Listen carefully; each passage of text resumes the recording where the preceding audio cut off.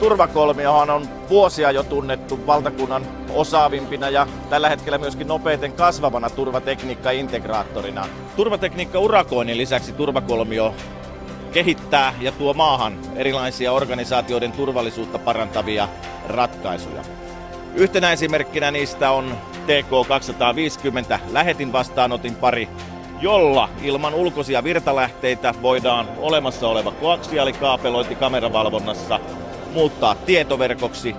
Näin saadaan päivitettyä ne 100-200 000 olemassa olevaa analogista valvontakameraa nykyaikaiseen kuvanlaatuun, teräväpiirtokuvan laatuun ilman tarvetta uudelle kaapeloinnille, ilman korkeita kaapelointikustannuksia.